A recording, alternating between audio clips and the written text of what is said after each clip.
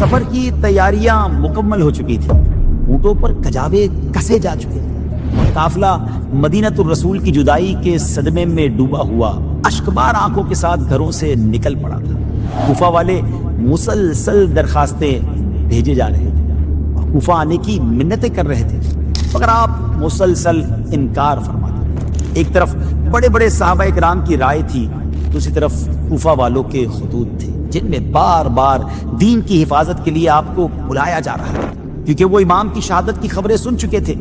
پھر ایک نام سامنے آیا، مسلم بن عقیل رضی اللہ عنہ۔ خبر اس تک پہنچ گئی کہ لوگوں میں ان کی محبت اور عقیدت کا جوش بڑھتا جا رہا ہے۔ ہزاروں لوگ ان کے ہاتھ پر امام کی بیعت کر چکے ہیں، نہ انہوں نے کوئی کارروائی کی اور نہ ہی اس تحریک کو روکنے کے لیے کوئی قدم اٹھایا۔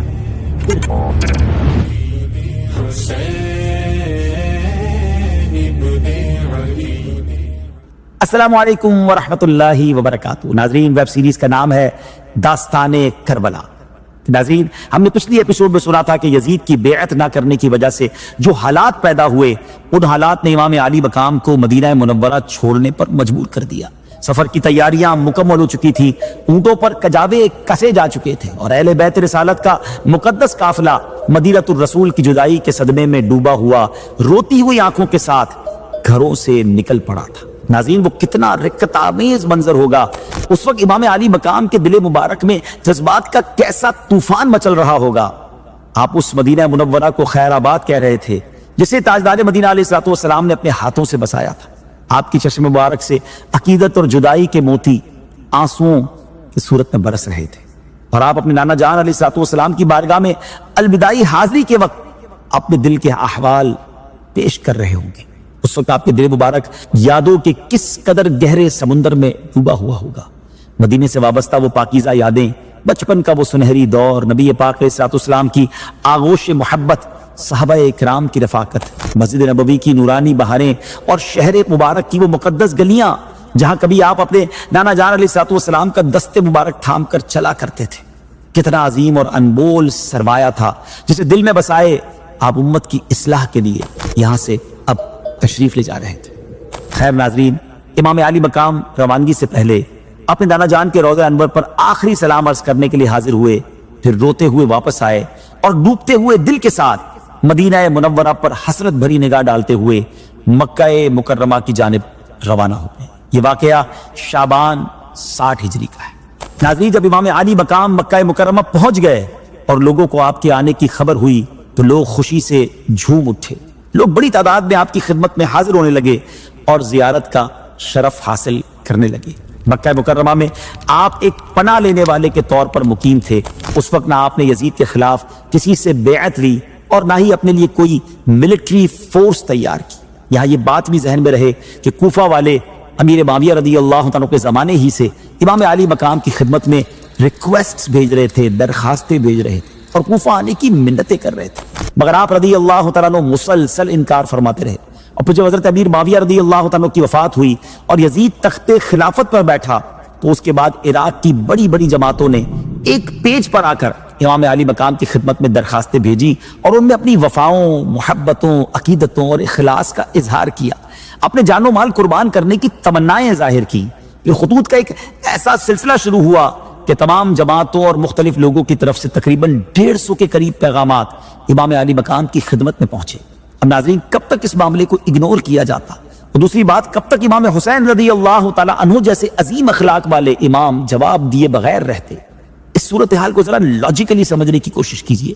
یزید کی حکومت و سلطنت دین کے لیے ایک بہت بڑا خطرہ بن چکی تھی، اور امام علی مقام کے اس تاریخی اور عظیم فیصلے کے پیچھے سب سے بڑی حکمت حق کو واضح کرنا، راہ فرار یا عذر کی گنجائش نہ چھوڑنا تھا۔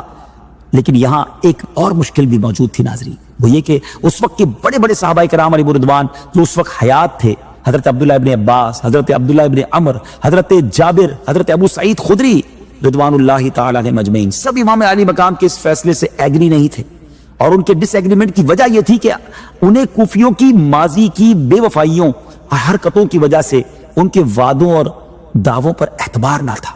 دوسری طرف امام علی مقام کی محبت اور آپ کی شہادت کی مشہور خبریں، یہ سب باتیں ان کے دلوں میں خوف پیدا کر رہی تھی۔ یہی وجہ تھی کہ امام علی مقام کے اس مسئلے میں فیصلہ کرنا آسان نہ تھا۔ ایک طرف بڑے بڑے صحابہ کرام کی رائے تھی، دوسری طرف کوفہ والوں کے خطوط تھے جن میں بار بار دین کی حفاظت کے لیے آپ کو بلایا جا رہا تھا۔ پھر آخرکار امام علی مقام رضی اللہ تعالیٰ عنہ نے اس مسئلے کا ایک بہترین حل نکالا، وہ یہ کہ آپ نے فیصلہ فرما دیا کہ پہلے حضرت مسلم بن عقیل رضی اللہ تعالیٰ عنہ کو کوفہ بھیجا جائے، اگر کوفیوں نے بے وفائی اور بد عہدی کی تو پھر امام پاک کے لیے وہاں نہ جانے کا شرعی ایکسکیوز موجود ہوگا، اور اگر وہ اپنی وفاداری کے وعدے پر قائم رہے تو پھر صحابہ کرام کو بھی تسلی دے دی جائے گی۔ ناظرین، یہ واقعی ایک بہترین، حکمت بھرا اور دور اندیشی پر مبنی فیصلہ تھا۔ چنانچہ امام علی مقام رضی اللہ تعالیٰ عنہ نے اپنے چچا زاد بھائی حضرت مسلم بن عقیل کو ایک خط دے کر کوفہ کی طرف روانہ فرمایا۔ اس خط میں آپ نے لکھا تھا کہ تمہارے بیعت کے وعدوں اور کوفہ آنے کی دعوت کے جواب میں ہم مسلم کو تمہاری طرف بھیج رہے ہیں، ان کی مدد اور حمایت تم پر لازم ہے۔ حضرت مسلم بن عقیل رضی اللہ تعالیٰ عنہ کے دو بیٹے محمد اور ابراہیم رضی اللہ تعالیٰ عنہما، جو اپنے والد کے نہایت اوبیڈینٹ وفادار بیٹے تھے، وہ بھی سفر میں اپنے والد کے ساتھ کوفہ روانہ ہو گئے۔ ناظرین، حضرت مسلم بن عقیل رضی اللہ تعالیٰ عنہ کوفہ پہنچ کر مختار بن ابی عبید کے مکان پر ٹھہرے۔ جب کوفے والوں کو آپ کی آمد کی خبر ہوئی تو لوگ بڑی تعداد میں آپ سے ملاقات کے لیے آنے لگے۔ وہ آتے جاتے حضرت مسلم کے ہاتھ پر امام حسین کی بیعت کرتے جاتے، یہاں تک کہ 12,000 سے زیادہ کوفیوں نے آپ رضی اللہ تعالیٰ عنہ کے ہاتھ پر امام حسین رضی اللہ تعالیٰ عنہ کی بیعت کر لی۔ ناظرین، یہ منظر دیکھ کر حضرت مسلم کے دل میں اب یقین پیدا ہو گیا کہ وہ کوفہ والے واقعی وفاداری نبھائیں گے۔ چنانچہ آپ نے امام علی مقام کی خدمت میں ایک لیٹر روانہ کیا جس میں کوفے کے حالات بیان کیے اور عرض کیا، حضرت آپ جلد تشریف لے آئیں تاکہ یہ اللہ کے بندے ناپاک یزید کے شر سے محفوظ رہیں، دین حق کی مدد ہو اور مسلمان امام حق کی بیعت کر سکیں۔ ناظرین، یہ ٹرننگ پوائنٹ تھا اس پورے واقعے کا۔ مسلمانوں کا یہ جوش و جذبہ دیکھ کر دو لوگوں نے، مسلم بن یزید حضرمی اور عمارہ بن ولید بن عقبہ نے، یزید کو خط لکھ کر اطلاع دے دی کہ حضرت مسلم بن عقیل رضی اللہ تعالیٰ کوفہ پہنچ چکے ہیں اور کوفہ والوں میں ان کی محبت اور عقیدت کا جوش بڑھتا جا رہا ہے۔ ہزاروں لوگ ان کے ہاتھ پر امام حسین کی بیعت کر چکے ہیں، اور نعمان بن بشیر جو کہ اس وقت گورنر تھے اب تک خاموش بیٹھے ہیں، نہ انہوں نے کوئی کارروائی کی ہے اور نہ اس تحریک کو روکنے کے لیے کوئی قدم اٹھایا ہے۔ اور صورتحال یہ ہو گئی کہ ایک طرف تو حضرت مسلم بن عقیل کے خط کے ذریعے امام حسین تو کوفہ آنے کا پیغام بھیج چکے ہیں، اور دوسری طرف یزید تک بھی یہ خبر پہنچ چکی ہے کہ مسلم بن عقیل کوفہ میں لوگوں کو اس کے خلاف جمع کر رہے ہیں۔ اب آگے کیا ہوا یہ جانیں گے ہم اپنے چوتھے ایپیسوڈ میں۔ ناظرین، بڑی امیزنگ اور بڑی دردناک یہ داستان ہے، اس میں بہت سارے پیچ و خم ہیں، یہ واقعہ کیسے آگے بڑھتا ہے اور دل کے تار کیسے زخمی ہوتے ہیں، اگلے ایپیسوڈ میں مزید جانیں گے۔ اللہ کریم کربلا والوں پر اپنی رحمتوں کا نزول فرمائے اور ہمیں ان کی سچی غلامی نصیب فرمائے۔ السلام علیکم ورحمۃ اللہ وبرکاتہ۔